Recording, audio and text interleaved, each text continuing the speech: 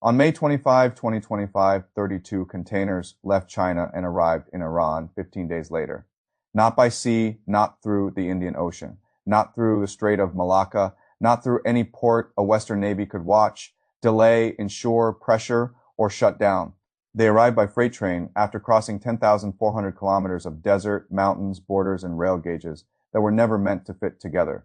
That is the image I want to start with, because if you understand that train, you understand the real story. The real story is not that China built a railway to Iran.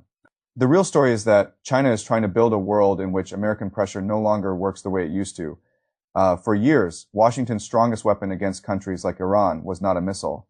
It was a system: cut a country off from shipping routes, freeze it out of the dollar system, threaten insurers, threaten banks, threaten buyers, turn distance, finance, and logistics into a slow weapon. That system worked because the oceans were the bloodstream of global trade, and the West, above all the United States, sat astride the arteries. The railway changes that logic. Not completely, not yet, but enough to matter, because once a train can leave Western China and arrive near Tehran without touching the sea, without passing through a Western-controlled port, and without depending on the usual financial channels, the old economic fence suddenly has a gate in it. Maybe not a huge gate, maybe not one big enough to replace the oceans, but large enough to prove that an alternative can exist. And once an alternative exists, it starts changing behavior long before it replaces the old system.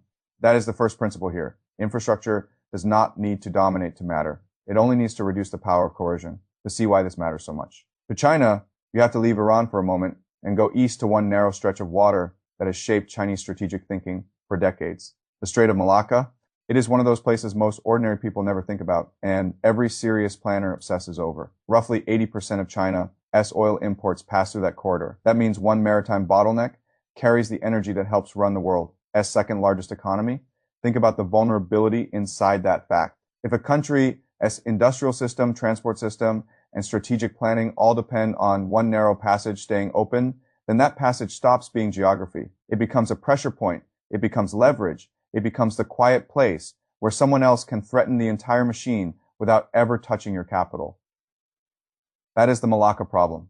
And the reason the Malacca problem has haunted Chinese planners is simple. In any major confrontation, China does not control that choke point. The United States and its allies have the naval reach, the partnerships, and the position to make that route dangerous very quickly. Maybe not permanently, maybe not without cost. But the risk is enough. One credible threat to that channel is one credible threat to China's energy lifeline. That is why the train matters. It is not just about Iran, it is about escape from maritime dependence. China looked at a world where oceans could be policed, shipping could be tracked, ports could be pressured, finance could be weaponized, and insurance could become a sanctions tool. Then it asked a very simple question. What if the most important cargo did not need the ocean at all? That question produced the railway. The route itself is an engineering answer to a geopolitical fear. The line runs from Western China through Kazakhstan, Uzbekistan, and Turkmenistan into Iran, ending at the apron dry port near Tehran. On paper, that sounds clean. In reality, it meant crossing brutal terrain, aligning countries with different customs procedures, and solving track gauge mismatches that normally turn international rail into a slow motion headache. Cargo had to keep moving across borders where the rails themselves did not always match. Specialized exchange systems had to be installed, critical segments had to be hardened. Some sections in Iran were even built underground, not as a flourish, but because both sides understood the route would only matter if it could survive a crisis. That detail matters more than people realize. This was not infrastructure built for convenience. It was infrastructure built for pressure. That is why I think a lot of coverage still misses the deeper significance. People talk about the railway as if it were mainly a trade corridor or belt and road photo opportunity.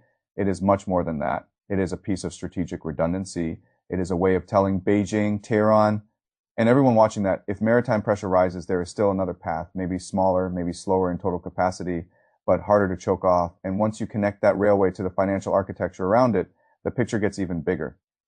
China has been paying for Iranian oil in yuan for years, bypassing the dollar system that sits under so much of American global power. That matters because sanctions are not just about moving goods. They are about settling payments. It is one thing to ship cargo. It is another thing entirely to build a method of payment, financing, and clearing that does not need the dollar-centered machinery Washington can influence. The railway and the yuan system reinforce each other. One moves the goods, the other moves the value. Put them together, And what emerges is not just a trade route, it is a parallel channel. That is the phrase I keep coming back to. A parallel channel, the West built a global economic order around sea routes, insurance networks, major banks, dollar settlement, and the implicit power of naval dominance.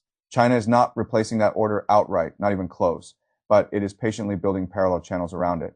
A rail route here, a yuan settlement system there, a long-term energy partnership with Iran, financing through policy banks, dry ports, border automation, Central Asian integration. None of these steps by themselves overturn the old system. That is not how power shifts happen. Power shifts through accumulation. One workaround becomes two, one exception becomes a corridor, one corridor becomes a habit, and then suddenly what once looked impossible begins to look normal. That is exactly what this train represents. Normalization of the bypass. Iran, of course, is central to that logic for reasons that go far beyond sympathy or ideology. Iran sits beside Hormuz, connects Central Asia to the Persian Gulf, and has spent years under the kind of Western pressure that forces countries to innovate or suffocate. China is not helping Iran out of charity. China is helping Iran because Iran is useful. It is an energy supplier, a geographic hinge, a sanctions laboratory, and a proof of concept for what trade outside Western control can look like. The 25-year, $400 billion cooperation agreement between China and Iran was the political statement. The railway is one piece of the physical statement. And from Tehran's point of view, the attraction is obvious. A country that has spent years being told that trade with it will be punished now has a committed buyer, a non-dollar channel, and an overland route that does not ask permission from the ocean, that does not end sanctions. But it changes the psychology of sanctions. It tells Iran that isolation is no longer total.